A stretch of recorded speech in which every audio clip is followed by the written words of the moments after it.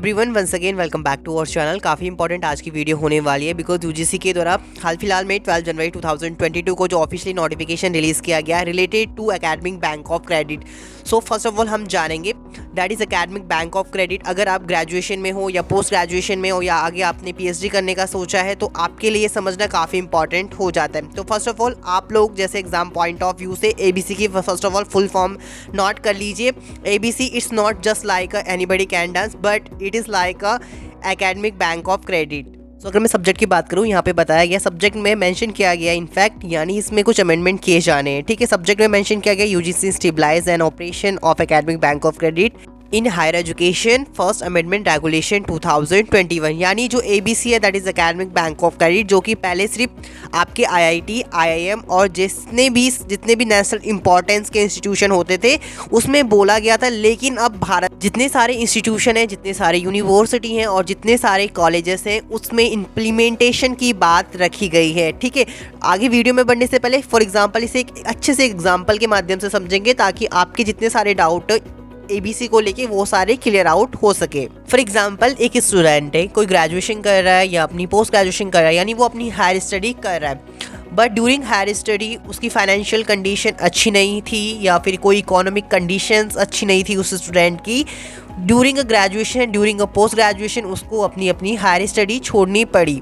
ठीक है, job point of view से उसे अपनी स्टडी छोड़नी पड़ी और उसकी फाइनेंशियल कंडीशन अच्छी ना होने की वजह से कहीं ना कहीं उसमें फैमिली प्रेशर ज़्यादा था, इसलिए उसने कोई भी जॉब ज्वाइन कर ली, चाहे वो प्राइवेट सेक्टर में उसने जॉब ज्वाइन करी हो। सो ऐसे केसेस में कंप्लीट ग्रेजुएशन की डिग्री बर्बाद हो जाती थी। But right now academic bank of credit new education policy 2020 में इसकी बात कही गई है जो कहीं ना कहीं इंप्लीमेंट होने जा रही है। सो एक और अनदर एग्जाम्पल के माध्यम से हम इसे समझेंगे। फॉर एग्जाम्पल एक स्टूडेंट है, उसका पोस्ट ग्रेजुएशन चल रहा है या फिर फॉर एग्जाम्पल एक स्टूडेंट है उसका पीएचडी का फर्स्ट ईयर चल रहा है।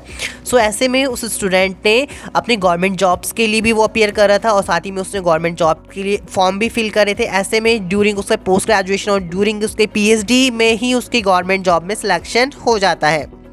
अपनी पीएचडी या पोस्ट ग्रेजुएशन में वो बीच में ही उसे छोड़ देता है बिकॉज ये प्रॉब्लम सभी के साथ होती है। ये कहीं ना कहीं बड़ी लेवल की प्रॉब्लम है बिकॉज गवर्नमेंट जॉब लगना या फिर गवर्नमेंट जॉब में सिलेक्शन होना बहुत बड़ी बात है।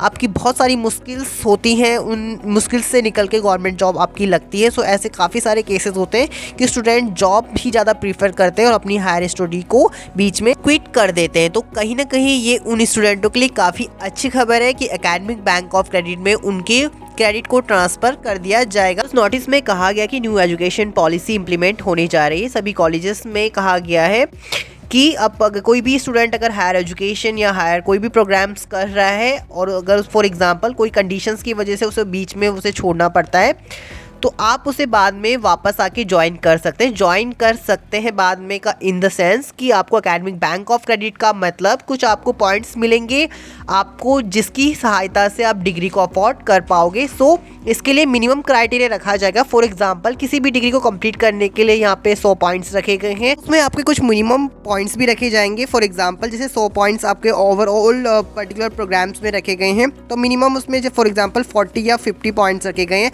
अगर ड्यूरिंग द प्रोग्रामिनेशन आप उन 40 या 50 पॉइंट्स को अचीव कर लेते हैं पर्टिकुलर टाइम पीरियड में तो आपकी वो डिग्री आप उस डिग्री को अफोर्ड कर सकते हैं। अगर आप डिस्टेंस बीच में अपनी एग्जिट कर लेते हैं अपने किसी भी प्रोग्राम्स को तो इस तरीके से मिनिमम क्राइटेरिया फिक्स रखा जाएगा जहां पर आप बाद में भी अपनी पढ़ाई कर सकते हैं, मींस एग्जिट कर सकते हैं और बाद में आके एंट्री भी ले सकते हैं। सो इससे मल्टीपल एंट्री व एग्जिट का पॉइंट इस नोटिस में इंपॉर्टेंट ये रखा गया है। यहाँ पे मेंशन किया गया है all higher education are once again request to take appropriate step for joining ABC platform at earliest. Further, you are requested to kindly make the student of your university institution aware about ABC facility and encourage them for opening academic bank account. That means कि ABC will be learner to open a unique or individual academic bank account in digital form after which they will be given a unique ID and access to a standard operating procedure SOP.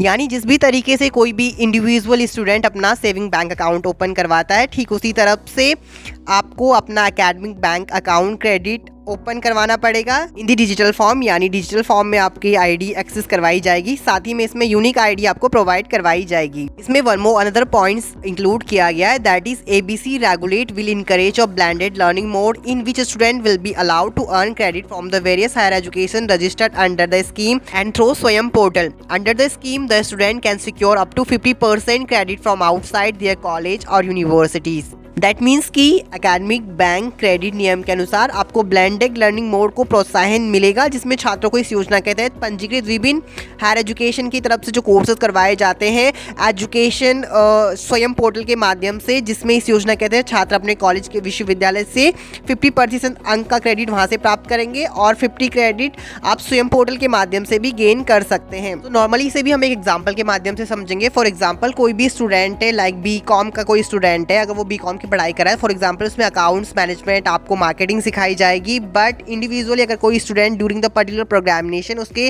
आपको coding सीखना है, तो वो coding भी सीख पाएगा। Coding कैसे सीख पाएगा? स्वयं पोर्टल में अगर वो इनरोल करता है, वहाँ से अपना कोर्स कंप्लीट करता है, कोर्स में पास आउट हो जाता है, तो 50% उसे कॉलेज की तरफ से क्रेडिट पॉइंट, बोनस पॉइंट दिए जाएंगे। साथ ही में 50% उसे उसका क्रेडिट पॉइंट जो स्टूडेंट ने एडिशनल एक्स्ट्रा नॉलेज गेन करा है उसकी तरफ से वो पॉइंट्स डिस्ट्रीब्यूट किए जाएंगे। सेंस यहाँ पे काफ़ी सारे इंपॉर्टेंट पॉइंट्स समझने वाले ये हैं कि यहाँ पे आपको स्टिपुलेटेड टाइम पीरियड रखा जाएगा, इन द सेंस कि आप कभी भी एंट्री कर रहे हैं, कभी भी एग्जिट कर रहे हैं, ऐसा कोई सेंस नहीं। यहाँ पे आपको स्टिपुलेटेड पर्टिकुलर टाइम पीरियड रखा जाएगा। साथ ही में इसमें फ्लेक्सिबिलिटी इंक्रीज होगी, यानी स्टूडेंट की पढ़ाई करने की रुचि या क्षमता बढ़ेगी। साथ में इसमें ग्रॉस इनरोलमेंट रेशो बढ़ेगा कंट्री का। साथ में एम्प्लॉयमेंट लेवल इससे बहुत ज़्यादा बढ़ने वाला है। कहीं ना कहीं ये पॉइंट्स इंपॉर्टेंट होने वाली है।